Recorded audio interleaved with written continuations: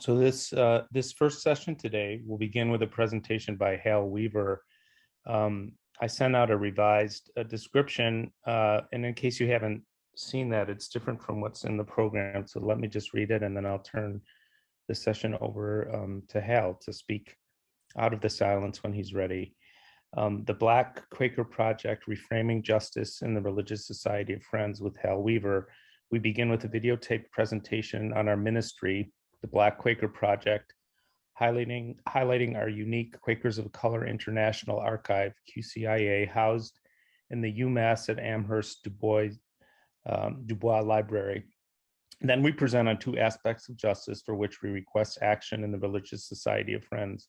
One, creating an active front and center justice testimony, and two, educating Quakers on retrospective reparatory justice and implementing the steps of retrospective reparatory justice within the Religious Society of Friends. While some Quakers served as leaders and active participants in the liberation of enslaved Africans and protested post-slavery exploitation, not all Friends were anti-slavery abolitionists, and it is our responsibility to learn the full truth of our Quaker history. We lay out concrete steps for achieving retrospective reparatory justice to atone for and compensate for Quaker participation as slave owners and profiteers in the enslavement of Africans, and then the follow-up eras of segregation, discrimination, humiliation, and dehumanization.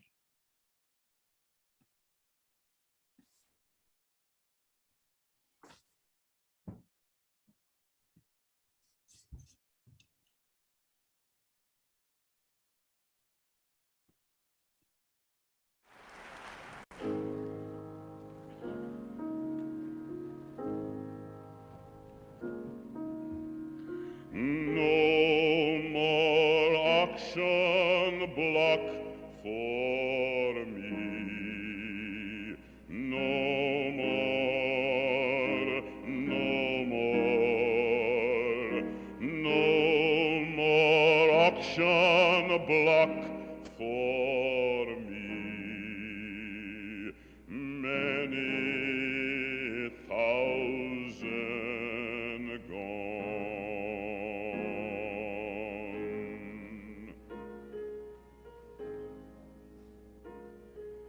No more pint of salt for me. No more, no more, no more pint of salt for me.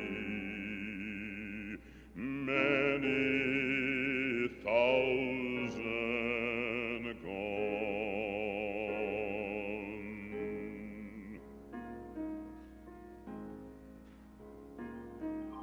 No more driver's lash for me. No more, no more, no more driver's lash for me.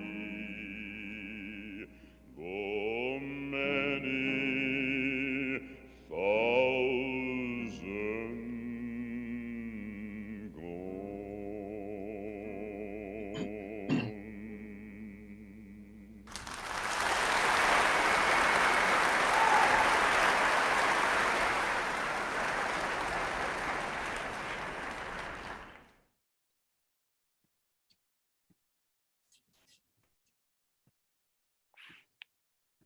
Good afternoon, friends.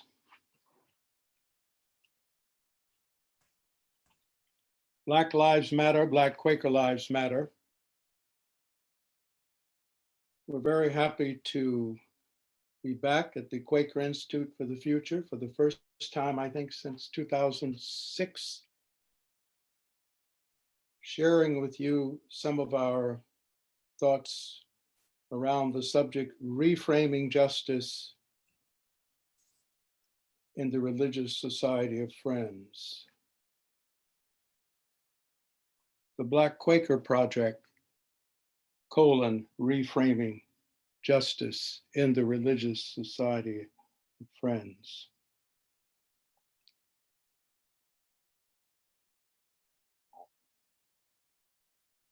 We're grateful this afternoon to be able to share with you our ministry, the BlackQuaker Project of Wellesley Friends Meeting. I'm grateful for our two BQP research assistants, Sue Spina and Cooper Vaughn, and my partner, Ann Steer-Nash, for their help in helping pull together this presentation. It seems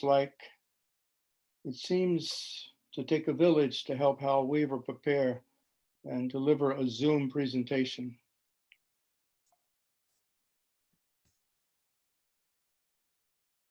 Friends, I strongly identify as an African-American Quaker scholar activist functioning in a blatantly and politically corrupt, racialized society with enormous gaps of inequality in economics, healthcare, housing, education, almost every other imaginable category: psychological, social, political, cultural.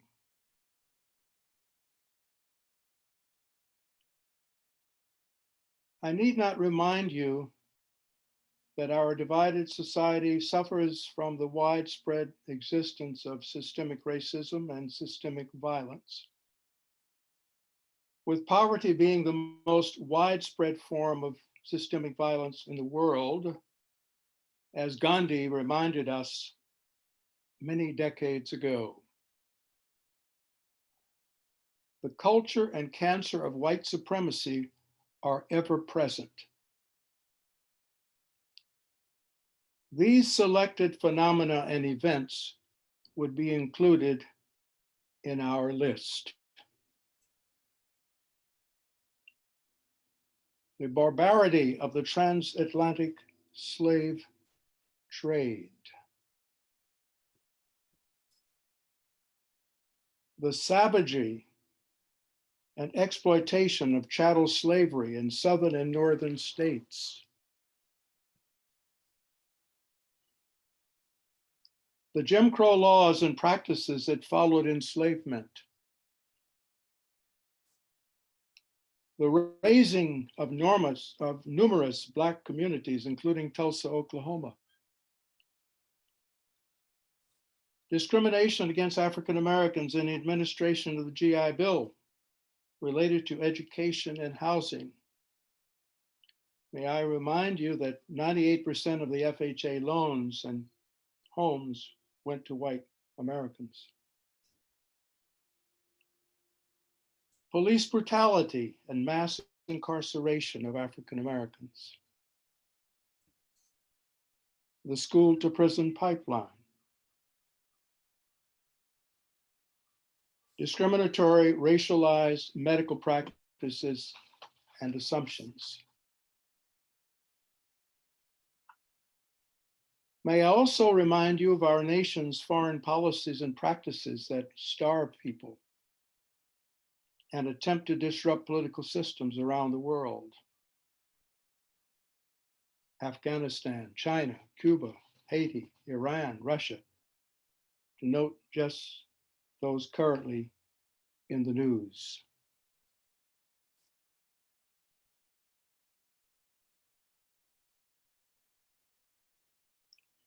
We could go on and reference a long list of injustices against people of color, as we have tried to do in some of our postings. Here we have several examples of recent graphics we have distributed through our mailing list, designed by our video production assistant, Cooper Vaughn.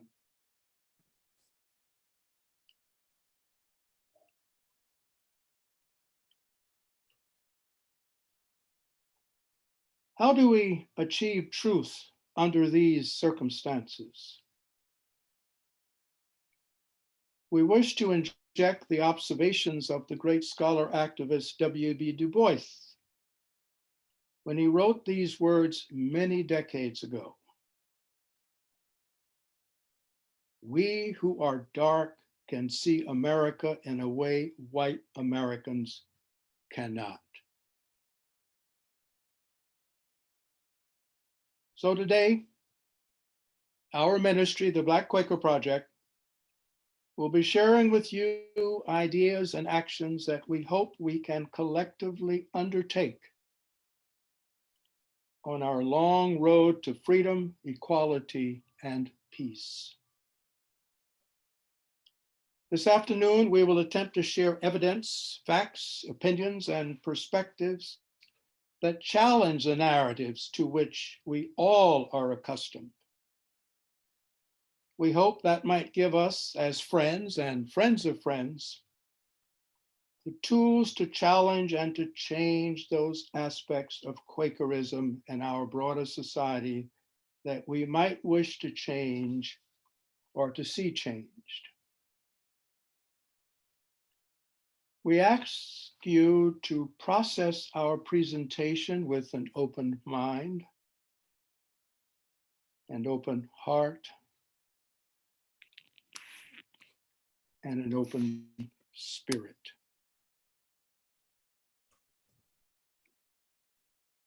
Our basic question: how can we as friends prepare to be a light in the world?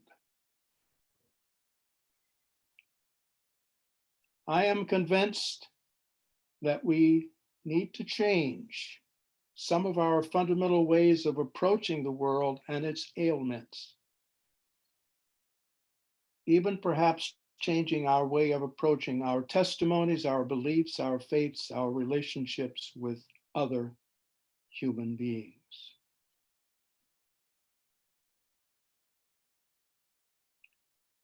Having begun to contextualize here, let us pause to share a bit about the BlackQuaker Project itself.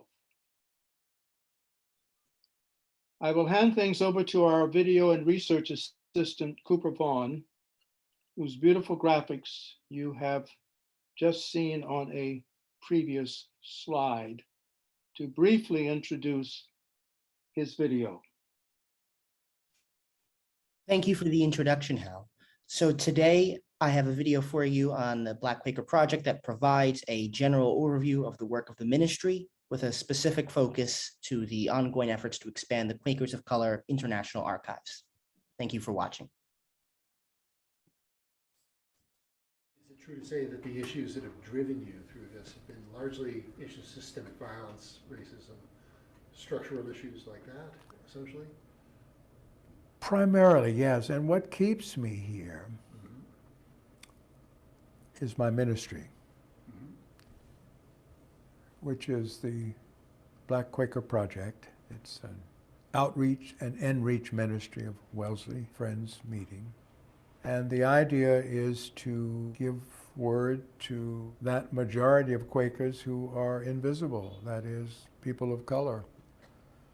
As we know, a majority of friends of color happen to be from Kenya, and there are other parts of Africa, and of course Latin America, where you have a large indigenous population, in Bolivia and Guatemala.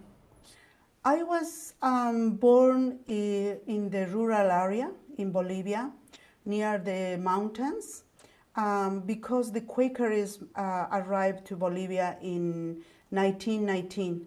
So the U.S. missionaries or missionaries who came from United States to Bolivia, they decided not just to stay in the main cities in Bolivia, but they preferred to go and start the Friends community in the rural areas. So because of that, I could say I am part of one of the largest indigenous community in Bolivia that's called Aymaras. So we speak Aymaras.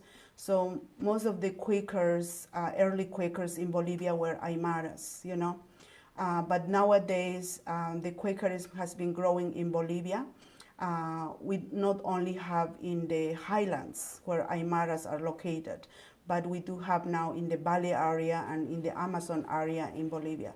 So right now, we are more than 20,000 Quakers, and 60% of the Quakers are women, and 45%, I could say, they are young people. Our Black Quaker Project ministry tries to identify their needs, to share their experiences and contributions. We do it through publications, through advocacy, through education, and now through the Quakers of Color International Archives. In the prison camps during World War II, it was largely isolated. In fact, there were only two groups in the United States that stuck their necks out at all for Japanese Americans who were in prison. One group was the Northern California chapter of the ACLU, National ACLU, ducked on the issue. And the other were Quakers. The baby clothes that arrived from Quakers on the West Coast were very helpful. Very helpful physically and materially, but was also representative of representative that there were people that cared about what was going on.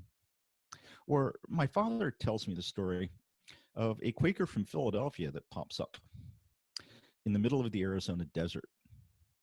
And she actually argued with the camp authorities to want to be staying inside the barbed wire and was told, no, that's unacceptable. Stay out here where it's more comfortable. But my father ended up taking her around the camp, Esther Rhodes. And again, it struck him very forcefully that seeing others in need, reaching out and trying to help matters when you're among the oppressed. We're blessed to have with us on board this project, of course, Rob Cox of UMass, and Emma Lipsansky-Werner from Haverford College, and Mary Crowderoff from Haverford College, who bring archival expertise to the project of our ministry. The primary location would be at UMass, and right now we are working on interviewing Quakers of color, and this is one of those interviews, from Asia, from Africa, from Latin America, the Middle East, North America. It is a major thrust that we feel can have tremendous impact on future generations. Would like to ask you now to just share with us some of your experiences at AFSC, including your final bout as the first board clerk of color. Yeah, I got involved actually through my same law partner, Hal Commons. I had a client who was a member of the AFSC board, Delaney Bennett. She was actually clerk at the time. Yeah. And they were looking for board members, and he suggested me, so I was going to the meeting at that time. AFSC sounded very exciting to me. It sounded, again, that blend of spirituality and activism was something that really nourished me in a lot of ways over my life. And so having this opportunity to serve in this way was something that I thought was a real fortunate to have that. One of the things I find interesting about the project is this bridging between programmed, non-programmed, and semi-programmed, and different faith traditions. How do you see that connection as Quakerism moves forward, these discussions between these different traditions? Well, unfortunately, within Quakerism, within unprogrammed Quakerism, there is a significantly vocal body of people who are against the unity.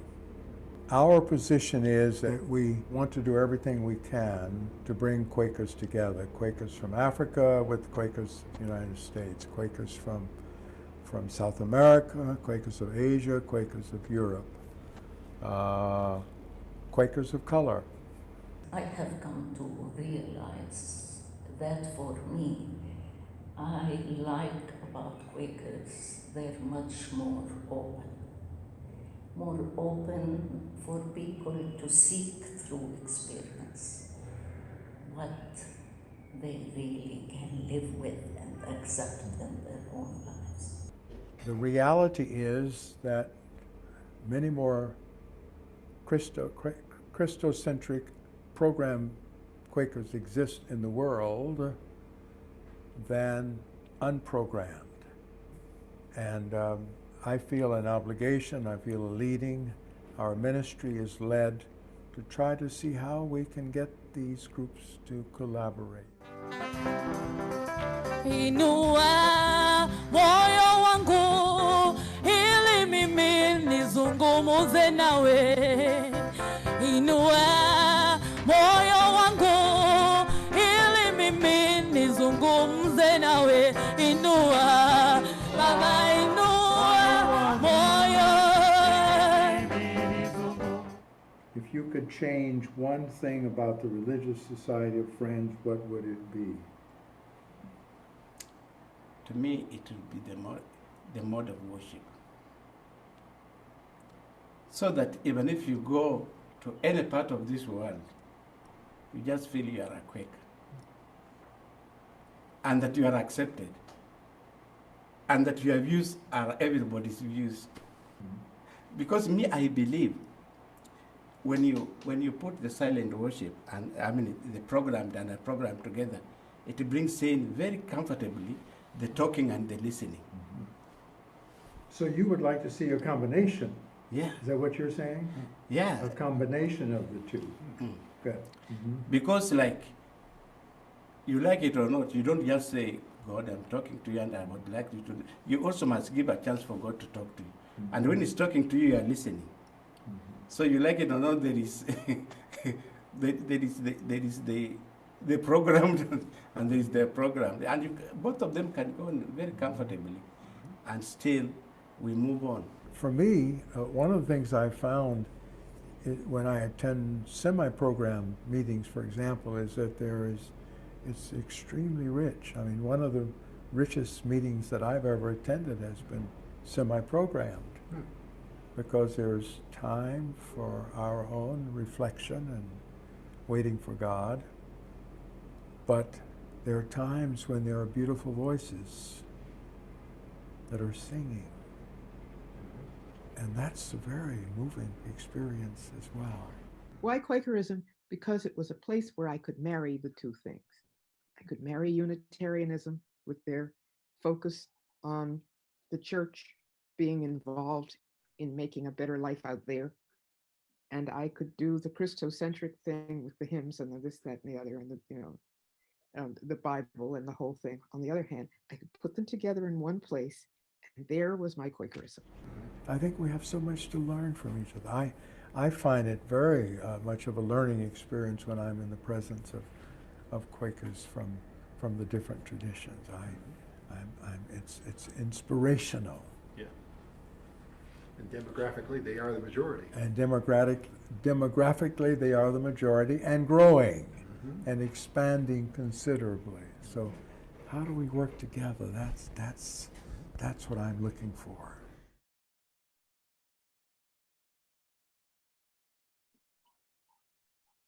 Thank you, Cooper. We hope this has given friends some idea of our ministry. And of course, we welcome any questions or suggestions following our formal presentation. As we begin to confront the profound legacies of chattel slavery and the consequences of white supremacy in the USA, our ministry would like to recommend two actions in the Religious Society of Friends. Action 1, put the justice testimony on the front burner of the testimonies. I believe that justice is a major Quaker testimony that should be taken more seriously by Friends and should be put back at the forefront of Quakerism where it belongs. However, it may be forgotten by Friends taking the shortcut and internalizing spices, which has no room for our significant justice testimony. That is a misfortune, I believe, that must be corrected. In my reading of Quaker history, there is no greater honor and label attached to Quakers and to Quakerism than justice. The justice testimony grows out of and is directly related to peace, to other components of Quakerism, peace and equality. None can truly exist without the others. In 2008, our ministry pulled together several Boston area activists for racial justice in New England yearly meeting.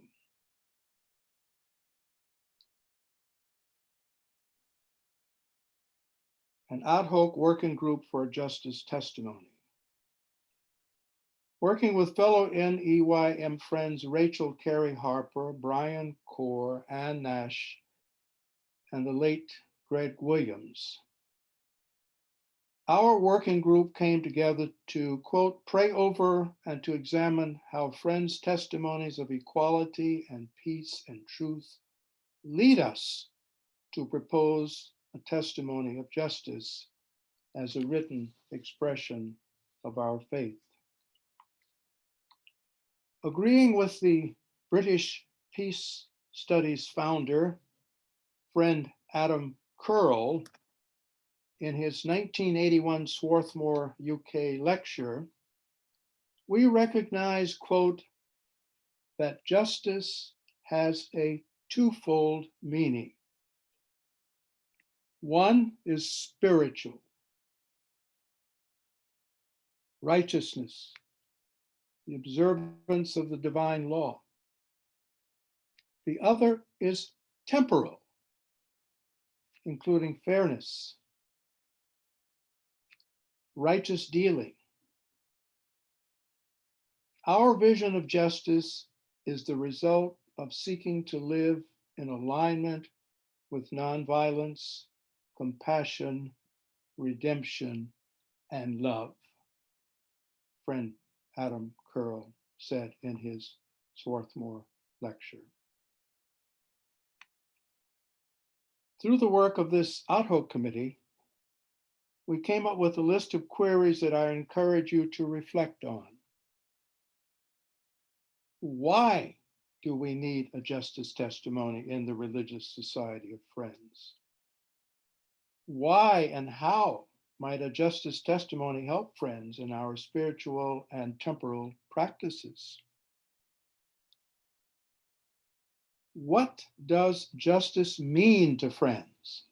How does our meeting respond to the need for justice? If we continue to disregard justice, what impact does it have on our spiritual lives and on our connection with the divine? What is the relationship between love and justice, between living in the spirit and seeking justice? If compassion is love in action, what is justice in action? How does oppression dehumanize and dim the light, both in the oppressor and in the oppressed? So, the first action we urged to friends: return the justice testimony to its rightful place, not only to the front burner, but to front and center. A temporary solution, perhaps somewhat corny, as was suggested to me by a friend from New York City during a lecture at Pendle Hill, could be the use of spices with jam,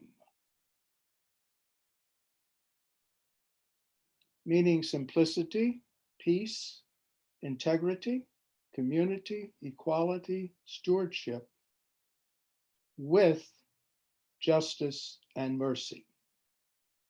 As we work through eliminating entirely the use of spices to better capture the essence of our beliefs and testimonies and principles.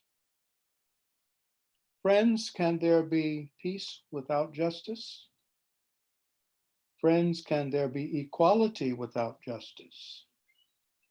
Friends, in both cases, I do not believe so, as our AFSC board asserted in 2008 in proclaiming a key objective of the AFSC to be, quote, peace and justice. Our second suggested action to Friends is to organize an education program on retrospective justice, reparatory justice, and participate in retrospective reparatory justice activities. For me, retrospective justice is the key to bringing peace and equality through equity to the USA society and to moving towards dismantling white supremacy. I strongly recommend to our fellow Quakers and friends of friends a major commitment to retrospective justice for past injustices, exploitation, suffering, dehumanization, and humiliation. What is retrospective or reparatory justice?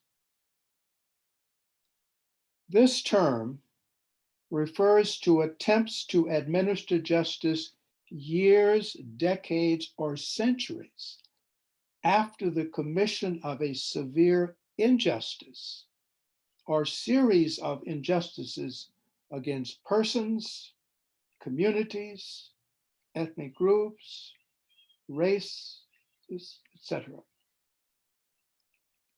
Here specifically, I'm referring to, quote, the crime against humanity, end of quote, for the past 400 years, including the transatlantic slave trade, chattel slavery, and the legacy of oppression through Jim Crow and vicious segregation and discrimination committed against African Americans and other persons of color that continue to the present day. Why do we use the term retrospective or reparative justice instead of the more commonly used term reparation? First, I believe that justice is a major Quaker principle or testimony that should be taken more seriously by Quakers and put back at the forefront of Quakerism where it belongs. Second, I'm not talking merely about money. I am talking about matters that are spiritual, political, cultural, psychological, as well as economic, but certainly not limited to the material. The harms of the chattel slavery era and the historical exploitation period that followed, for which we need justice, go far beyond the quantitative.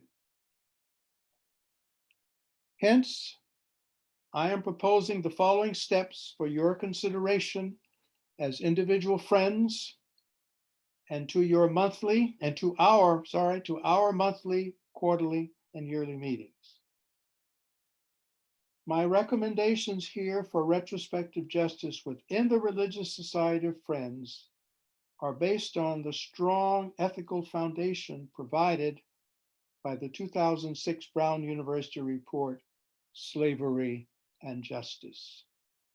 The Brown report outlined these three elements necessary for successful retrospective justice.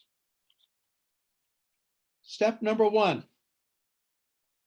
the formal acknowledgement of an offense. The formal acknowledgement of an offense. The Religious Society of Friends needs to acknowledge formally that Quakers have been slave owners. And though many were abolitionists, many other Quakers were supporters of the transatlantic slave trade. Others profited directly as inheritors of profits from the enslavement of Africans and the areas of economic exploitation, human degradation, and dehumanization that followed up to the present. The exact number of present-day Quakers who continue to profit from the transatlantic slave trade, enslavement, and the post-slavery exploitation of African Americans is, of course, not known. This needs an institutional research approach, not merely an individual investigator's explorations, because it appears to be a widespread problem with numerous families and estates. My ministry praises Quakers like New Englander Betsy Kasdan, who is researching her own family's involvement in the trade and how her family profits from that in the 21st century. The non-Quaker DeWolf family, the non-Quaker DeWolf family of Rhode Island has, through dedicated and thorough research, grappled with their legacy as the most successful slave trading family in American history.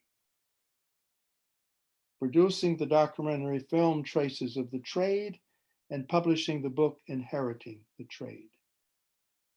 We also praise the work of non-Quaker South Carolina researcher Edward Ball, who accurately exposed the 150-year slave-owning history of his family in his book Slaves in the Family, 1998. As he concludes, and I quote him, "A person cannot be culpable for the acts of others, long dead, that he or she could not have influence. Rather, feeling responsible, I felt accountable. I felt accountable for what had happened and called on to try to explain it."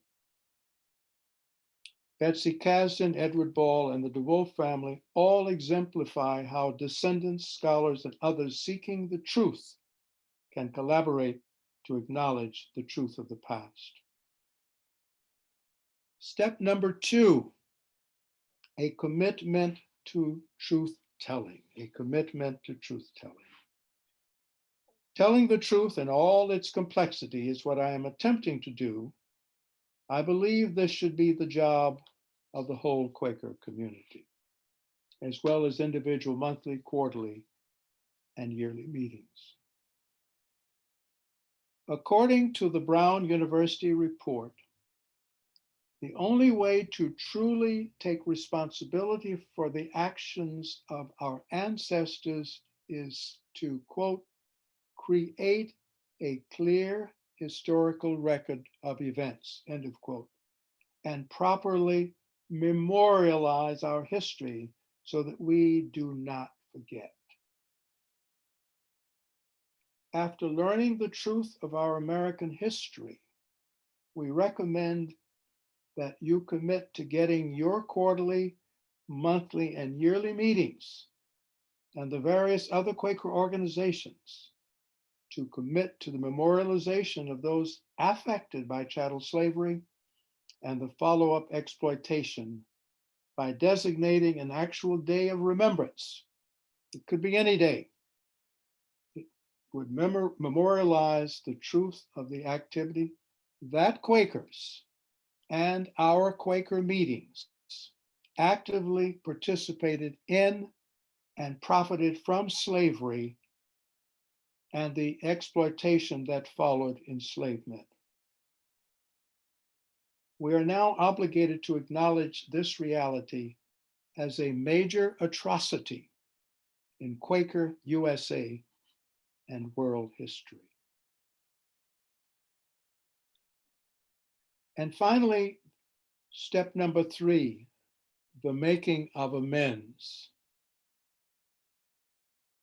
This would entail a commitment to a massive development effort and would aim at reconciliation and at social, economic, psychological, cultural, and political rehabilitation and healing.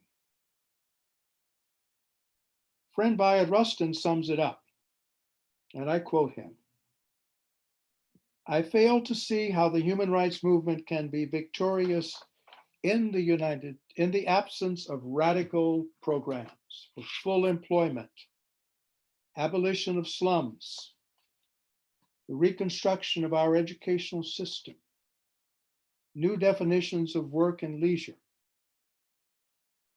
Adding up the cost of such programs, we can only conclude that we are talking about a refashioning of our political economy, a refashioning of our political economy.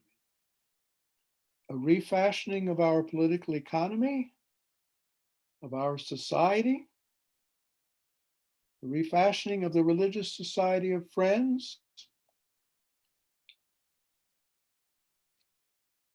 Other religious communities have begun to recognize their complicity in chattel slavery in the USA.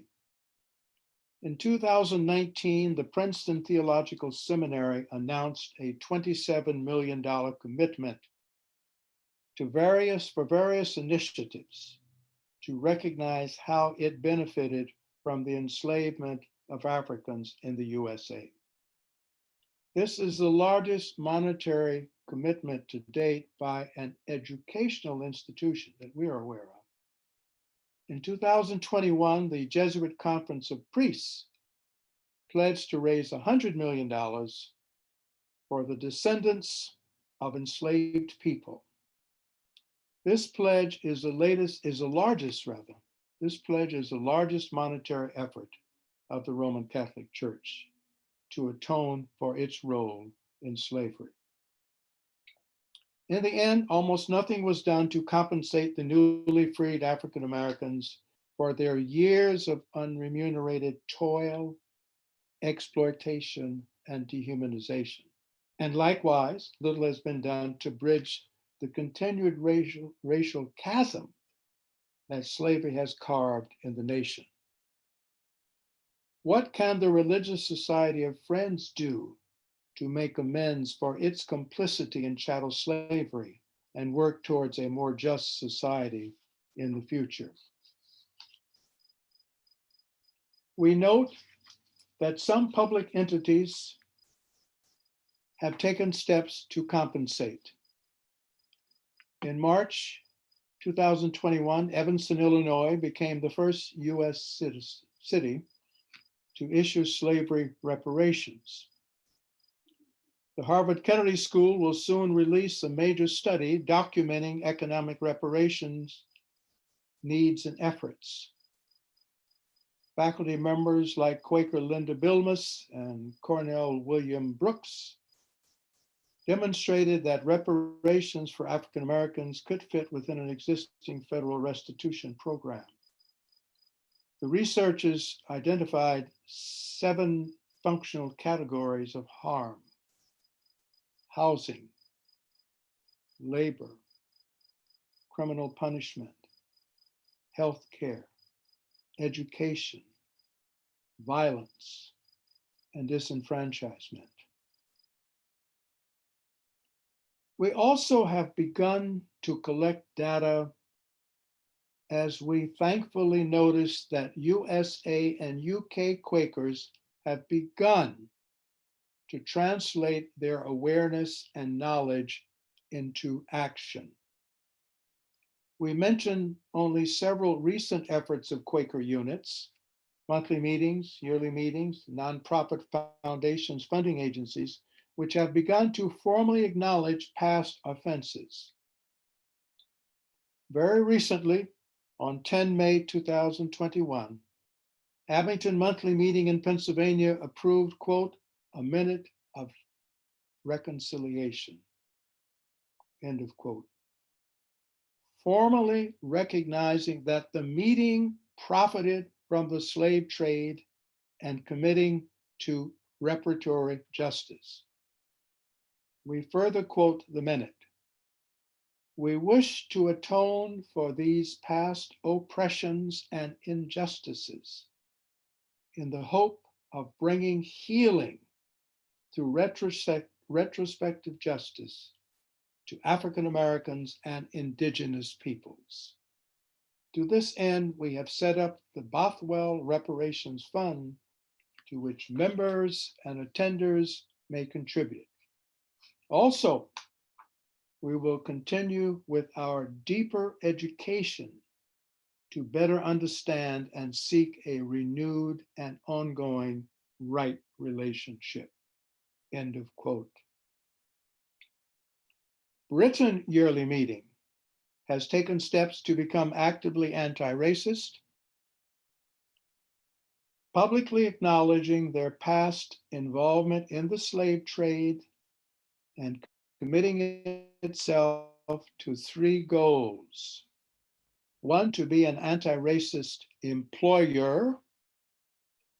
2, to build anti-racism into the design of work programs. And 3, to support Quaker meetings and communities on anti-racism work.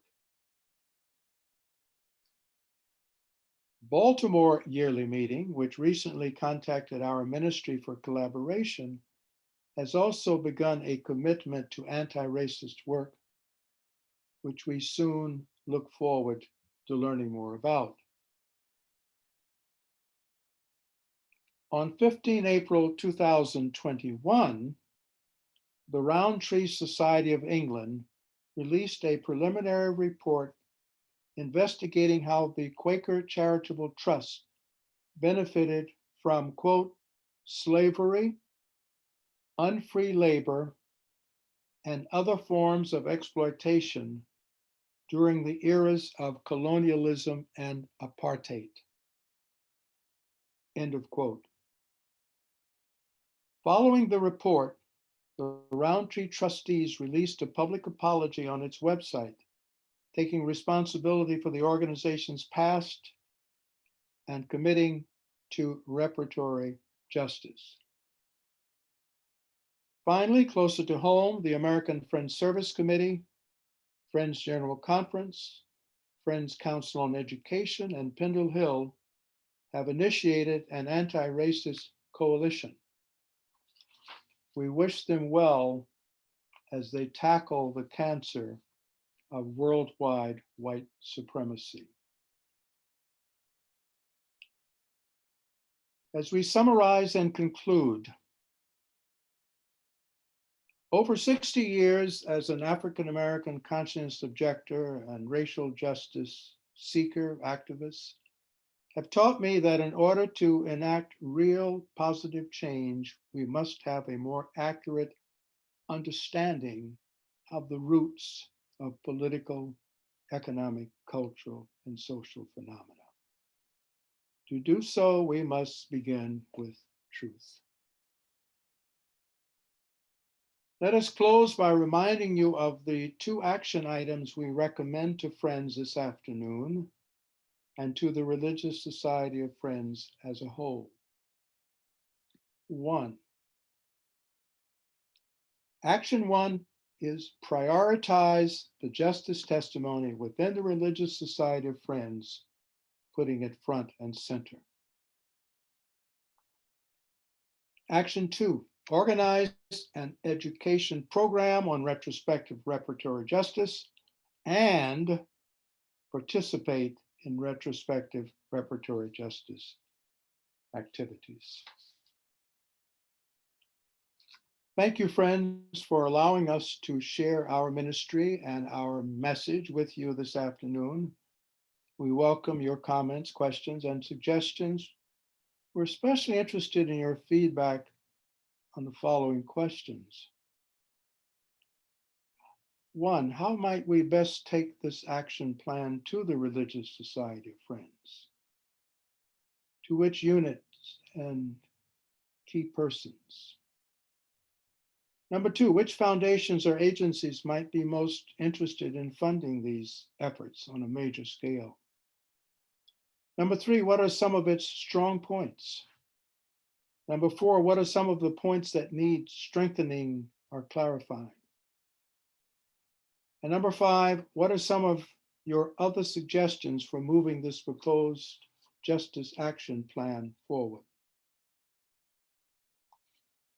Thank you for actively listening. And now we await your active engagement in this discussion. We wish to end this presentation with a quote from Isaac Pennington, one of our favorite quotes. Quote, "Our life is love. and peace and tenderness, and bearing one with another, and not laying accusations one against another, but praying for one another and helping one another with a tender hand. May we be able to follow this friend's advice as we face and confront unbearable truths on this wonderful yet troubled planet.